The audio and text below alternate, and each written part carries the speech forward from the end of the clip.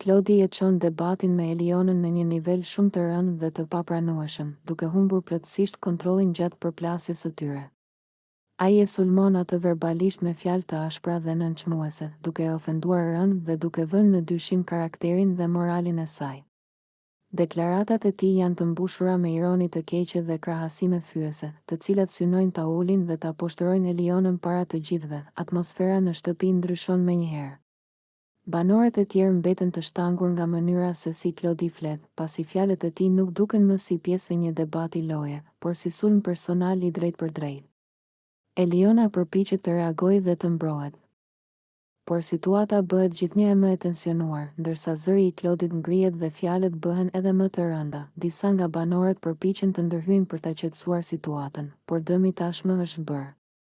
Eliona ndihet e fyer dhe e poshtëruar, ndërsa tensioni përhapet në të gjithë shtëpinë. Ky moment krijon një ndarje të qartë mes banorëve, ku disa dënojnë ashpërsjelljen e Klodit, ndërsa të tjerë mbeten në heshtje nga pesha e situatës. Ky debat konsiderohet si një nga momentet më të errëta dhe më të rënda deri tani, pasi te i kalon kufit e respektit dhe etikës. Fjalët e Klodit pritet të sjellin pasoja, si brenda shtëpisë ashtu edhe jashtë saj, duke shkaktuar reagime të forta nga publiku. Ngjarja lë një shenjë të rëndë në dinamikën e banorëve dhe e kthen këtë përplasje në një nga temat më të diskutuara të spektaklit.